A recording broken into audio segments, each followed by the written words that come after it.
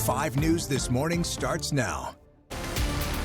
A Benton County woman is facing charges a year after a deadly crash. We hear from the prosecutor in just minutes.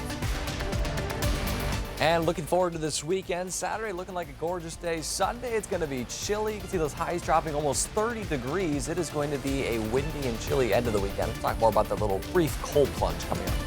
Plus, school district grades are out across Arkansas, and a new website makes it easier to see them. We'll have those details in minutes. But first, let's take a live look outside, this time over Fayetteville. Look at those Christmas lights. Spirit. Ooh, that looks good. All right, well, good morning, and thank you for joining us for 5 News this morning. I love those lights. If you think that looks good, you've seen nothing yet. It's going to be insane when they flip the switch and it's dark outside and you've got all the hot cocoa everywhere and stuff.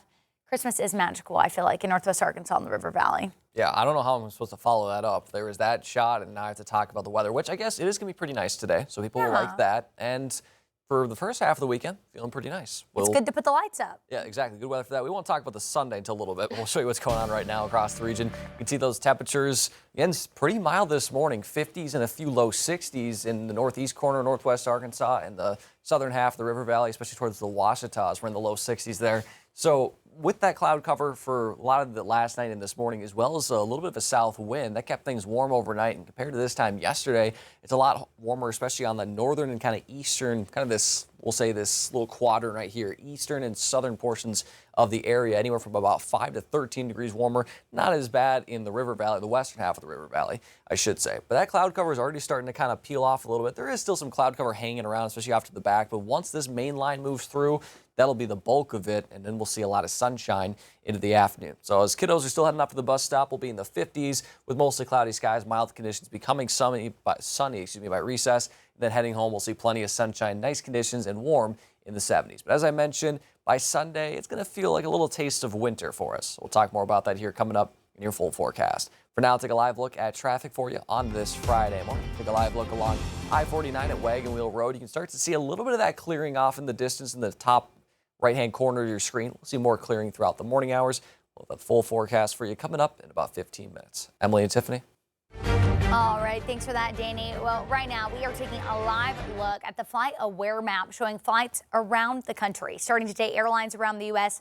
are cutting flights at 40 of the busiest airports as the government shutdown continues. Now, this could quickly become a big inconvenience for travelers.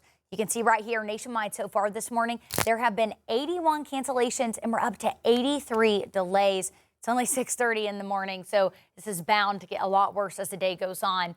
Now, this as the government shutdown enters day 38, airlines will continue working to hit the FAA's target of gradually reducing air traffic throughout the next week. The goal is to alleviate pressures due to a surge in sick calls from air traffic controllers working without pay because of the shutdown. Some new hope of some relief for the 42 million Americans getting SNAP food aid. So Thursday, a judge ordered the Trump administration to fully fund SNAP after it said it would only provide partial funding. The Trump administration says it will appeal. Of course, with these flights and the food, the Senate says that they are going to try a different tactic today to reopen the government. They'll vote on the House funding bill with a goal of later amending it. Well, right here at home, we are taking a live look out at XNA this morning as officials and travelers tell 5 News that they are keeping a close eye on how the shutdown could affect operations here. I think the good news is here this morning at home, we're okay. Flights are on time. It looks like departures have been on time, some even departing or arriving early. I think the big concern will be when you get to those bigger destinations, those connecting flights, or even trying to get home from wherever you're going. But airport leaders say passenger traffic already up 12% compared to last year. And so that is pushing the terminal to some of its busiest levels ever.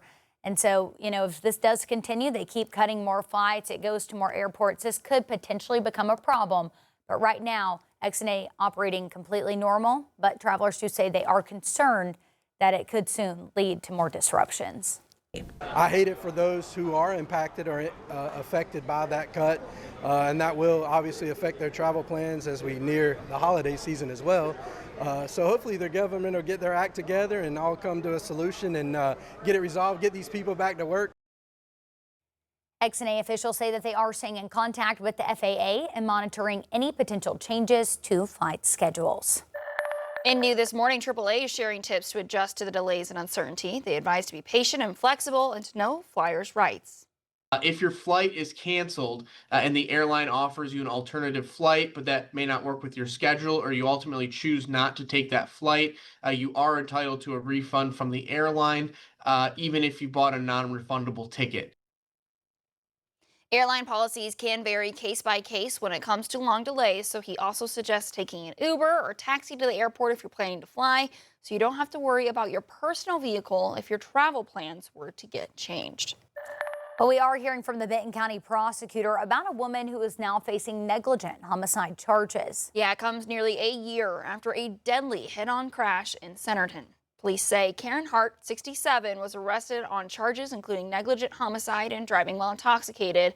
She's accused of crossing the center line while she was drunk on Highway 72 last November, causing a crash that killed Edward Gadiant, a 57-year-old Missouri man. His family lives in northwest Arkansas and says that they've had questions about how the investigation was handled.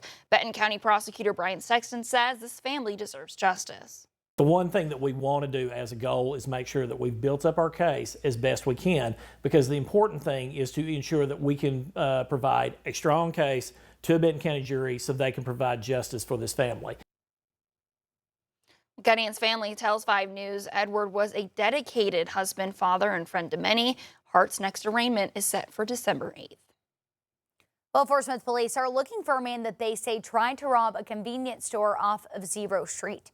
Police released this image of a suspect who they say ran out without taking anything after a customer walked into the store.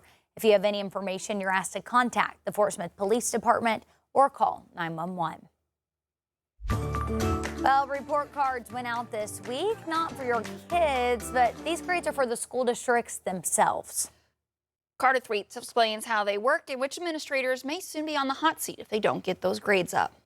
We want to be clear and transparent and provide as much information as possible. In a press briefing Thursday morning, Arkansas Secretary of Education Jacob Oliva said that's the goal of the ADE's new website. It grades schools and districts and breaks down the 5 categories used to calculate those grades. The team, I think, has done a really good job going through and making sure that all the language is clear and concise, and that we can give accurate information. The categories used for district grades are pretty much the same used to calculate grades for high schools. They are students who met grade level expectations on the Atlas test, students who grew at the expected rate from the year before, students in the bottom 25% who grew, percentage of students that graduate, and students who graduated ready for the next step. That one can look like advanced coursework, earning college credit in high school, getting job certifications, and more. We have failed a generation of kids by letting districts hide behind individual school grades.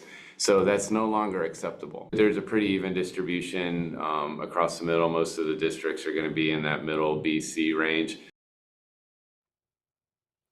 Well, in our corner of the state, 7 districts received an A letter grade, 13 received a B, and only 1 district received a grade lower than a C. Oliva says that D and F schools will get specialized literacy coaching and targeted improvement plans.